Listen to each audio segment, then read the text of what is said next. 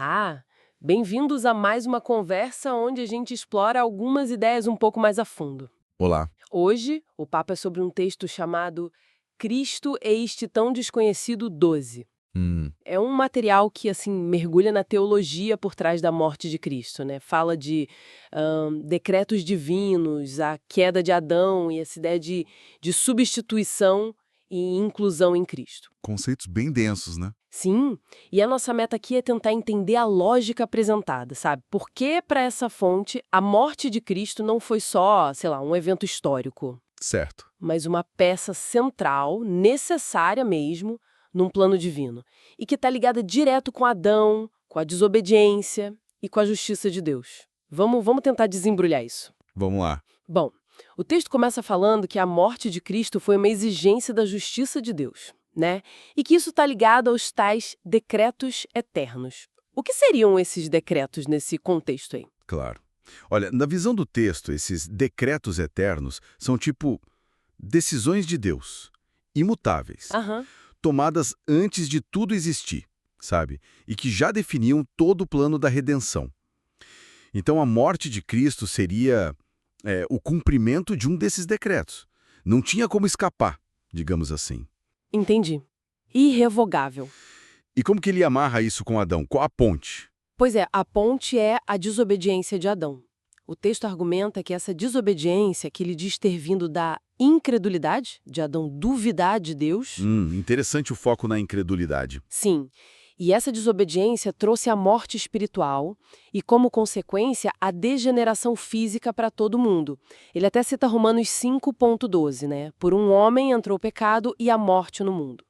Essa morte é dupla, espiritual e física. Tá. E aí vem aquela pergunta bem direta que o texto faz, né? Exato. Bem direta mesmo. Quem matou Jesus? E a resposta? A resposta que a fonte dá é taxativa: Deus. Uau, forte.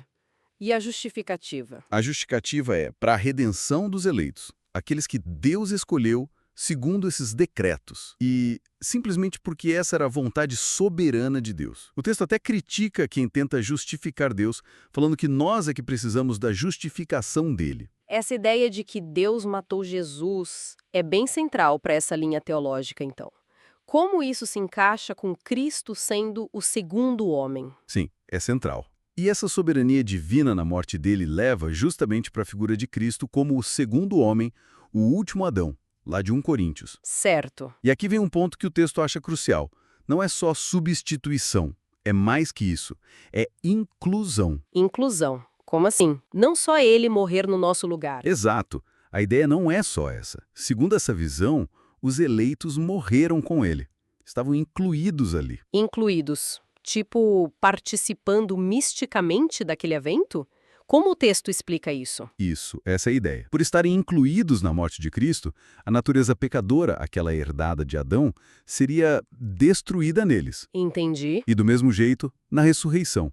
Também, por inclusão, eles receberiam a vida de Cristo. Ah, O texto até fala do batismo em água, citando Romanos 6, como um símbolo, um memorial dessa união com Cristo na morte e ressurreição, mas ele reforça que o batismo fundamental para essa teologia é na sua morte.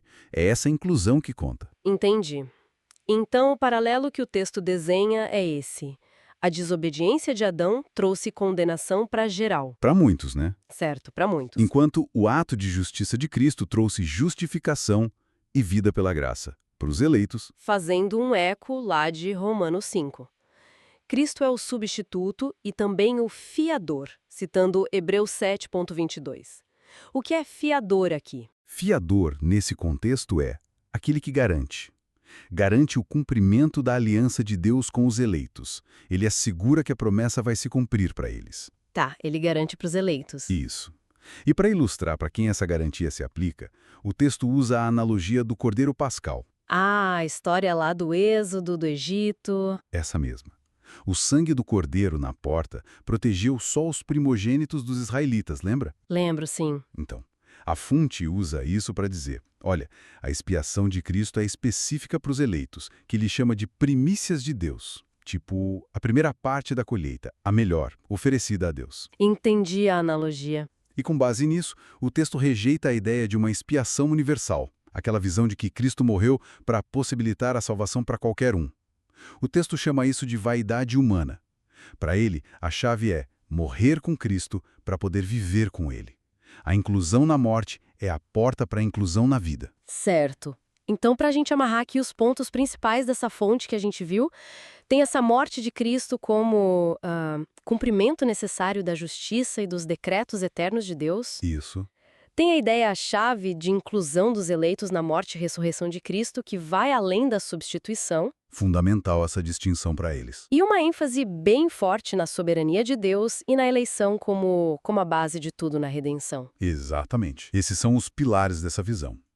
E juntando tudo isso, o texto meio que deixa uma provocação no ar, sabe? Baseada lá em Romanos 6, que ele mesmo cita. Que seria? Além de entender isso tudo na cabeça, né? Fica a questão. Como seria na vida prática, no dia a dia, viver se considerando morto para o pecado, mas vivo para Deus em Cristo Jesus? Uma aplicação bem prática, então. Pois é. Não é só teoria, é algo que a fonte joga para a gente pensar, refletir mais a fundo mesmo. Como isso se traduz em vida?